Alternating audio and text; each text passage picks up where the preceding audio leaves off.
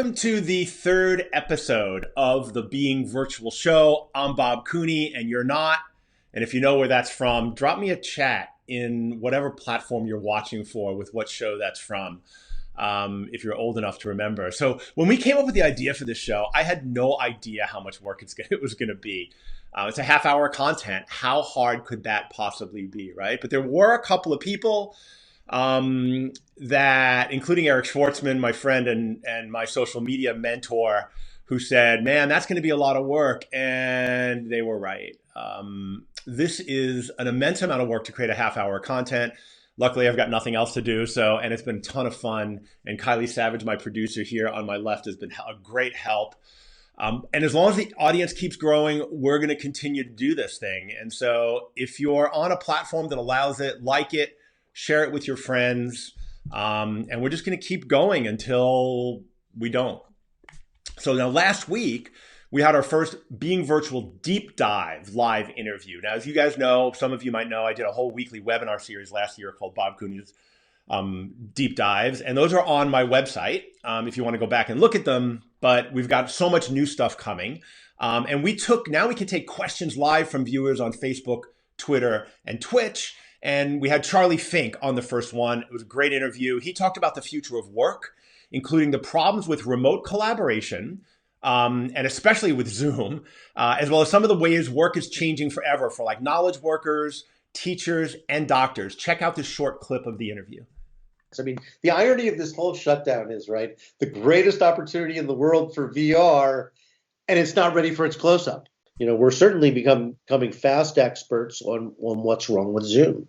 Yeah. Conference calls are difficult for two reasons. One is people are distracted and multitasking, and there's no body language. So you don't know when to stop talking or even who is talking. Yeah. There are a few platforms that might induce us to be more present. A company called Verbella that does 2D virtual worlds similar to like Second Life, but they're much easier to use than Second Life.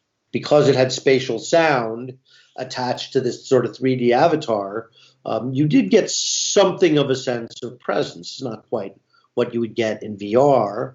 Remote education, this is another good one, was thought of as a kind of a weird thing for homeschoolers. And, it's had some applicability. Coursera and Udemy, they called Victory XR, which has been pioneering high school and middle school programs. And they're live. The teacher is live and the students are live, and they are quite extraordinary. Virtually controlled robots. So the convergence of virtual reality and robotics. Where do you see that? Yeah. It's telerobotics. Virtual presence, embodied, it's called embodied presence, right? So you're a robot. You've got gloves on, you've got goggles on. You are virtually present there through a proxy mechanical vehicle. It may not even be a vehicle. It may be a sensor on a wall, too, because you've got a factory, you've got a port factory. You know, maybe more of those jobs should be done by robots so that you can have fewer human employees who are vulnerable to disease and injury and, all the other human infirmities. So, so is this the best time to get into VR because the demand's about to skyrocket? Yes. If you have something to do with remote collaboration, I mean, there's 100 companies out there. They're all hiring. Yeah. Now, each week, we're going to bring you a special guest on a live interview. And this coming week, it's a surprise because we haven't actually confirmed it yet, but it is going to be huge. And so stay connected on social media. Make sure to sign up for my blog at bobcooney.com for updates, schedule changes, and replays. We're also doing a lot of interviews to put together this show, and we're putting up the full versions of those interviews. You'll only see clips of them here on Friday and Saturday, but they'll be on YouTube and on my website. So let's get into this week's show. So the global meetings industry generated $300 billion last year, all of which went poof overnight. Millions of jobs were lost, and economies like Las Vegas were totally crushed. Now, one of the largest conference organizers in the world, Freeman, recently furloughed pretty much their entire staff. Millions of people have been affected. Now, Charlie mentions that there are at least 100 companies working on virtual collaboration and conferencing platforms. Conference organizers are going to need to pivot fast to hold on to their markets before startups and tech companies move in and Freeman and GES become the next Kodak. Now, I spoke to two experts in the XR collaboration space this week. Alan Smithson, CEO of Metaverse, and Terry Schussler, who's the Senior Director of Spatial Computing at Deutsche Telekom. And those guys collaborated with some other people on an XR collaboration guide, which is kind of meta, collaborating on a collaboration guide. We discussed what's going to happen for virtual events and how are they going to eventually fill in for physical meetings and trade shows. Check this out. I mean, think about the logistics headaches in the real world. Now put that in digital and figure out, they're going to have to get skill sets that are totally different about how to, orchestrate and manage people in a virtual space, because I actually, for this conference that I'm doing, I volunteered to be the info booth guy in the lobby. Cool. So that's my role. I'm going to be the guy you come to and say, I don't know where to go. I'm lost. How do I do this? Cool. I'm going to be the guy. So virtual tour guide. So these kind of new roles, like new job positions, which is, avatar creation specialist, trade show booth creator, all of those things. Those guys that are running these conference events are going to have to identify and staff and train people to have these new digital skill sets that are totally different than the real world ones. So right now, very few of the tools are really good at doing conferencing. And even the ones that are okay at it are just okay at it, and they can't handle scale. That's one of the biggest problems they have. So that will have to rapidly change. I don't think that the companies that are the exhibition companies are going to make it themselves. So they're going to end up being one of these buyers that roll up some of the companies that have the tech to provide a commercial solution in that space.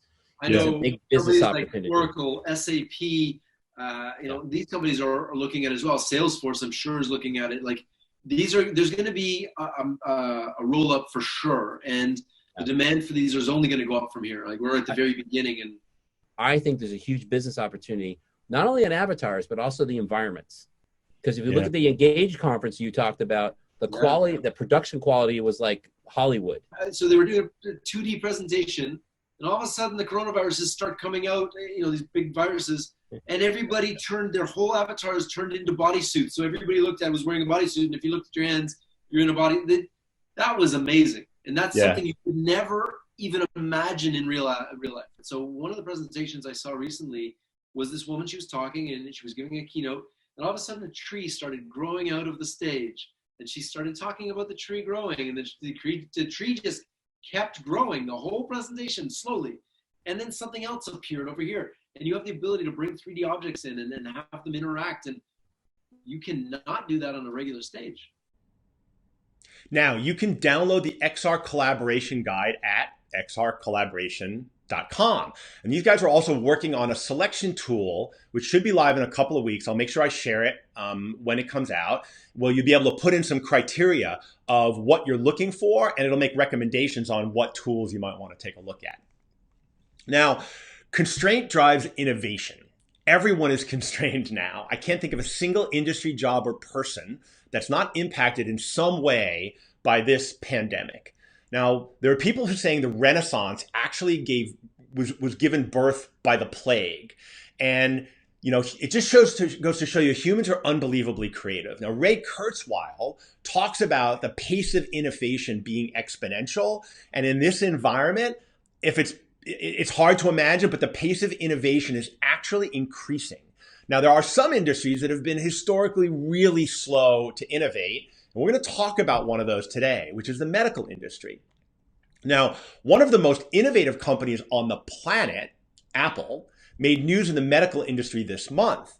They announced they're making 20 million face shields for frontline healthcare workers battling coronavirus. Now, Apple was legendary for its secrecy under Steve Jobs, but it seems like recently they've lost their ability to lock down their product launches. Supply chain leaks have made it relatively easy for analysts to be able to predict new products well before they're released. Now it looks like Tim Cook might have a new strategy to fool analysts and keep their new products secret. Elaborate cover stories. Now, back in 2006, at the height of the BlackBerry craze, and for a full year before the launch of the iPhone, a guy named Rick Mercer published a video about the next big thing for mobile communications users. BlackBerry from RIM Systems. Text, web, email, power in the palm of your hand for the professional on the go. And introducing the BlackBerry Helmet, reinforced polymer to protect the skull of the mobile professional on the go, with an antenna for better BlackBerry reception so you can spend more time on your BlackBerry. And a camera that broadcasts a picture of what's in front of you to your BlackBerry so you can always be looking at your BlackBerry. The BlackBerry Helmet with optional safety flag.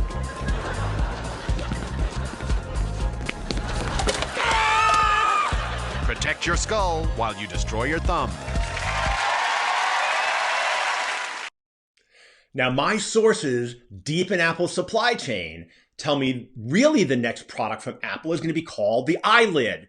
And it's 3 helmets in one. It's a safety helmet, it's a COVID-19 face shield, and it's Beats by Dre headphones. And according to my sources, Eyelid 2 will have an augmented reality display, but Charlie Fink tells me that's not going to happen until 2023. Now, the medical industry has really been slow to evolve. And but that's changing now, like everything. And so we're starting to see virtual triage nurses in the way of chatbots on websites. Now, you've all seen chatbots, the little things that show up in the bottom and they say they're going to help you. And there's a picture of a handsome young man or a pretty young woman. Well, St. Joseph's Providence Healthcare operates more than 50 hospitals in 6 Western states. And what I did is I decided to try it out myself. And it asked me, where I lived, and it asked me if I was experiencing any symptoms. And I decided to try it out, and I told it that I was experiencing a runny nose. Now, it asked me if I was in proximity to anybody that was exposed to the coronavirus, or if I'd been told I was. Anyway, when I put in the runny nose thing, and it asked me if I was at risk, and I said no, it pops up this thing and it says, you might have coronavirus. And you might want to call 911, which is a bit terrifying for anybody using this. Now, maybe the chatbot wants everybody in California to call 911, or maybe it's just an elaborate marketing ploy to drive their $49 telemedicine calls, because hospitals are businesses too. Now, St. Joe's partnered with Microsoft to create this chatbot. And I don't know about you, but I would have rather preferred something like this, Nurse Clippy, you might have coronavirus. Would you like some help? Now, tech healthcare is going beyond chatbots. Doctors are now making virtual house calls. Now, I'm old enough to actually remember when I was a kid, I would have a doctor come to my house and check up on me. Now, XR Health is providing in-home mental health and rehab care in the UK. And Accurx is now an NHS-approved healthcare provider to provide telemedicine calls remotely with patients that don't have to leave their home. Now, I love this. Check out some of these healthcare redefining features from their website. Text messaging, which actually launched in the UK in 1992, and questionnaires, which I think SurveyMonkey launched in 2012, but surveys have probably been around since the late 1800s. So it's shocking how far behind the times our medical industry is. Now, this one blows my mind. Two-way patient conversations. Now, isn't the definition of a conversation two-way? It's supposed to be like you listen closely and you respond appropriately. So one of the biggest innovations in healthcare is doctors actually having conversations with their patients.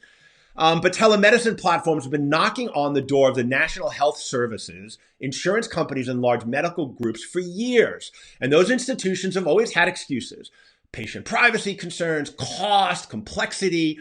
But all of a sudden, their income and livelihood is threatened, and it's like a stampede of wild horses into this new frontier of telemedicine. Now, speaking of stampedes, investors have been stampeding into Tamara Health. Now, their stock has doubled so far this year. People are just looking for pure plays on companies that are going to benefit from the change of behavior that every industry is going to see coming out of this coronavirus pandemic. Now, Teladoc recently reported serving up to 20,000 virtual visits a day, which is more than double since the first week in March. So telemedicine is exploding. Last week, Australia announced all their Medicare patients, which is basically everybody in the country, would be eligible for telehealth benefits immediately. So after years of doctors asking for it, they just flipped a switch overnight. Now I'm getting emails from doctors that I had to wait 3 months to see, saying they can now see me online tomorrow. The speed at which institutions are adopting radical change begs the question, why the hell did it take a global pandemic to do things that turned out to be so easy to do in the first place? Now, one of the most interesting areas of application of virtual technology is in teaching doctors and nurses. There's a ton of data that shows that learning in VR is more effective than traditional methods, which shouldn't come as a surprise because the traditional methods actually date back centuries. One of the challenges in training surgeons is, how do you practice cadavers? How do you practice? Cadavers they don't quite recreate the stress of operating on a live body because you can't kill them, they're already dead. And cadavers are expensive. There's a shrinking supply, which is weird because I thought people were dying to become cadavers. It costs around $6,000 to recover, prepare, and store a single cadaver. And a cadaver lab, it can cost several $1 million for a university or a school. Now, with VR simulations, cadavers are just bits, and they're more realistic. According to medical students, operating on a cadaver isn't anything like operating on a live person. And it creates confusion in the operating theater, which is a place where you need calm and confidence, not confusion. Now, surgeons are like musicians, and who practice scales over and over and over again so they can commit them to muscle memory so they can perform on stage. VR gives surgeons or DJs or airplane mechanics, or just about anyone for that matter, the ability to practice until they make it perfect with minimal cost and a lack of dying. Now, there's a saying in any tech, right? Cheaper, better, faster. Pick two, because you can't have all three. But virtual reality, turns out, is cheaper and better and faster, and it keeps getting cheaper and better and faster. Now, I caught up this week with Dr. Jack Pottle, who's the Chief Medical Officer of Oxford Medical Simulation. Now, they recently made their virtual training platform available for free for hospitals and medical schools around the world, to retrain retired doctors and nurses to get them back into the front line of the COVID-19 battle. Who's your channel for this? Are you getting this into medical schools? Are you getting it into hospitals? Is it both? And what are the challenges of getting this out into the world? The biggest challenges probably are that the medical and nursing field are quite rightly inherently cautious and slow to adopt things. Then there's purely the fear of trying something new. You know, we are not in the VR era in healthcare. We are still going, e-learning, I've heard of this. So what's the experience, the difference for you personally? I remember it was 3 a.m. and I went to see a lady in her 60s who was sick, and she was gasping for breath and turning blue. And I remember thinking, shit, I don't know what to do here. Even though you've been to a really good medical school and have all of that knowledge.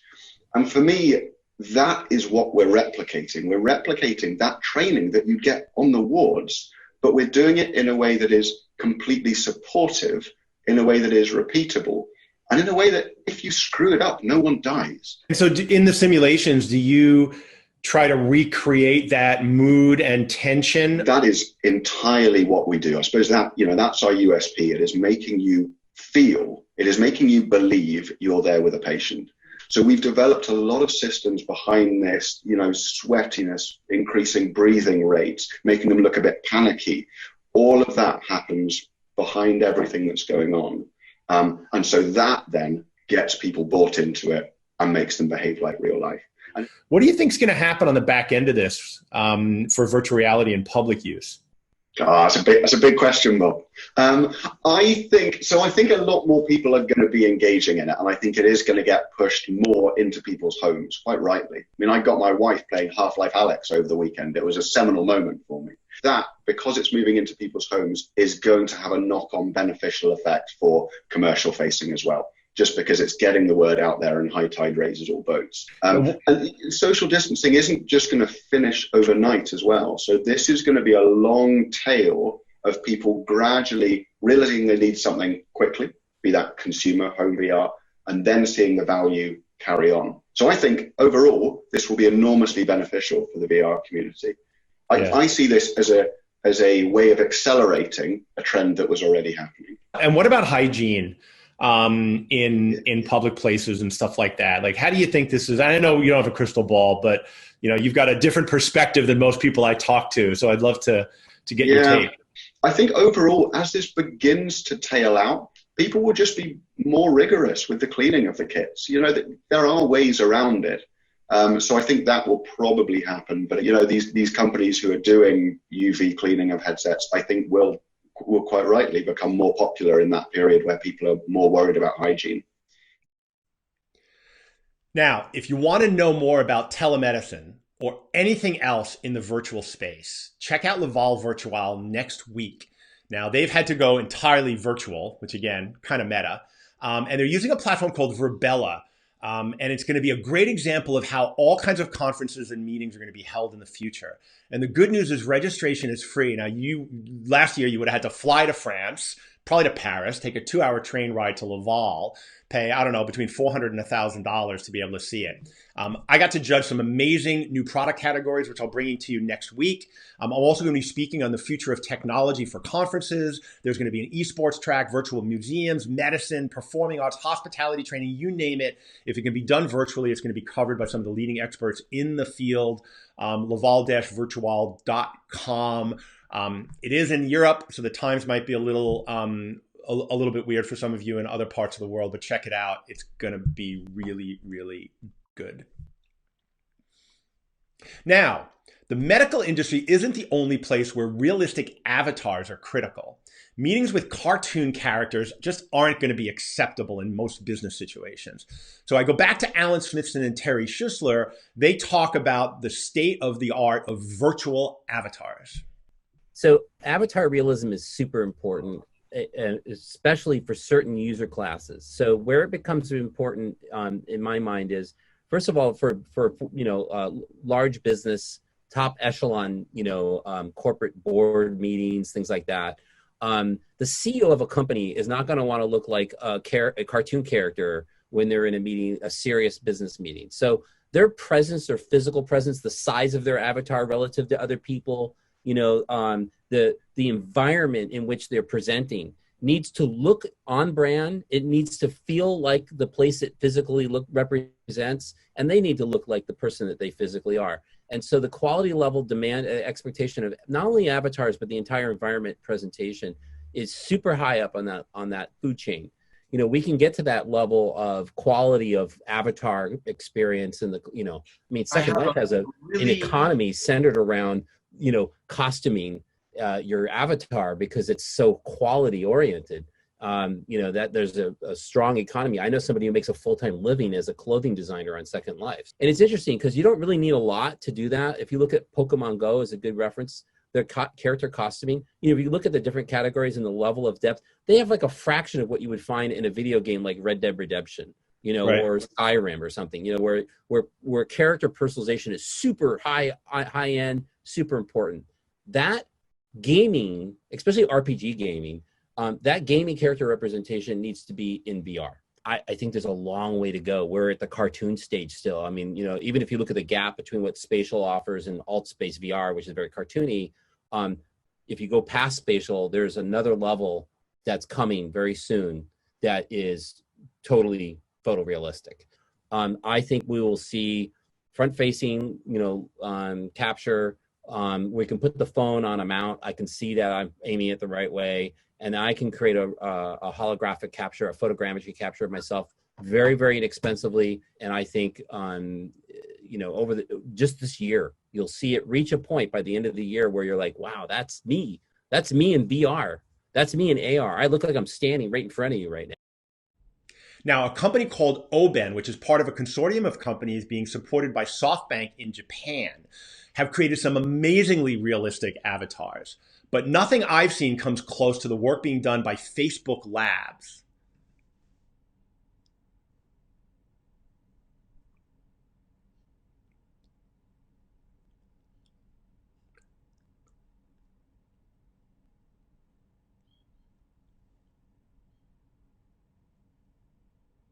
Now, digital humans are going to be a big thing. We're each going to have a virtual doppelganger in the very near future, which brings up all kinds of risks. So when much of our lives is spent online in a virtual reality, How do I know who you are? How do you know it's really me? And we'll dive into the world of deep fake virtual humans in a future episode of this show. Now, if you guys have questions, and I just saw one come up, go ahead and post them in the chat. We're monitoring the chat. We'll try to answer the questions here as best we can. And let's keep the conversation going.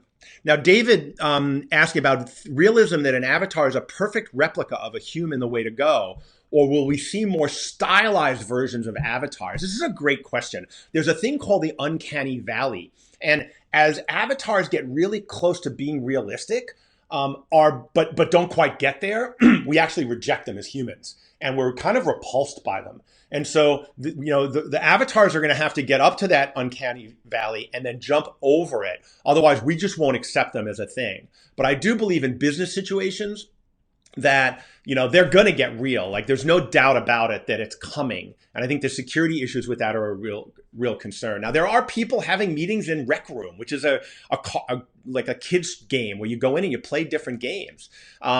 And I think, Spaces is doing they just did a new thing. And we're going to have an interview with Brad next week from Spaces, who's pivoted from location-based VR into teleconferencing, where they've created avatars that kind of are in that cartoony area, but at least you know who you're talking about. Avatar customization is really going to be critical. And Mike wants to know if you can have a big head of hair. Hey, this is a great point. So I was at the HTC Vive conference online in a platform called Engage a couple of weeks ago. And they have a thing where you put in a photo of your face and it maps that photo to your avatar. So it kind of looks like your face. But the avatar customization tools were pretty basic. And in order for me to have long hair, which is how people actually recognize me in a crowd, and there were 5,000 people in this conference virtually, I actually had to select a female avatar.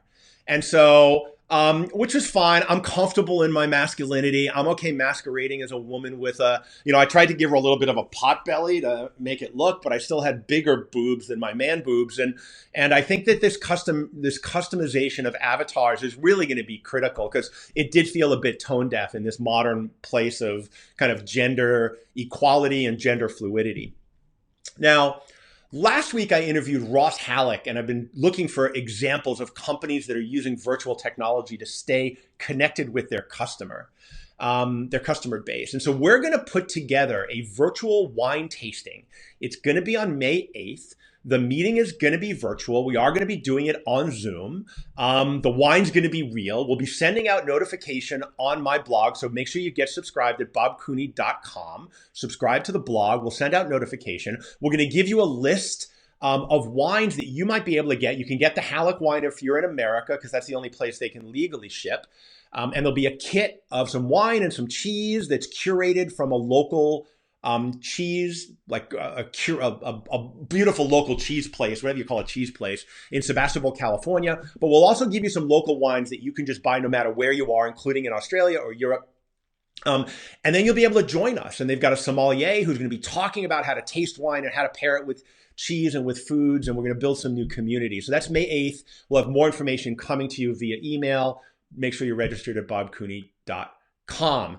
Now, besides the mystery guest next week, I've got interviews scheduled with the CEO of nDreams about their new Phantom Covert Ops, the new AAA VR game being published by Oculus Studios for the Oculus Quest, which is really needing a good AAA game. That game is going to launch June 25th. We'll also be talking to Dave Snowden. Now, Dave published his framework called the Snowden Leadership Framework. He calls it the Cynefin model. And it's about managing in complexity. And he published it in 2007 in the Harvard Business Review. And it's one of the leading thinkings on how to live in a complex world and how to make sense of it and how to take action. And there's never been a more complex time in my life than we are going through right now. And he's going to be talking about how do we manage our way out of this as business owners and as humans. And I also mentioned I talked to Brad Herman, who's the CTO and co-founder of Spaces, and they've pivoted from location-based entertainment. You might have known them from the Terminator VR game, and they've created an amazing virtual platform that plugs into communication platforms like Zoom and allows you to present from VR into Zoom. And it's really cool. And we'll be doing a piece on that next week. And we'll also be talking about virtual tours. which apparently are exploding. And the search term, I check Google Trends all the time, and the searches for virtual tours has been exploding. Now, make sure to like and share wherever you are watching. If you're watching on the website, go ahead and subscribe to my YouTube page also, because I'm looking for some love there. As I mentioned, the show's a lot of work, and we would just want to build the audience and get this to as many people as possible and know that we're not shouting into a cave. So I'm looking forward to seeing you guys online, on social media, and hopefully some point in the future at a place where we can just do the old virtual hug and the physical hug. So I love everybody that took the time to show up and join.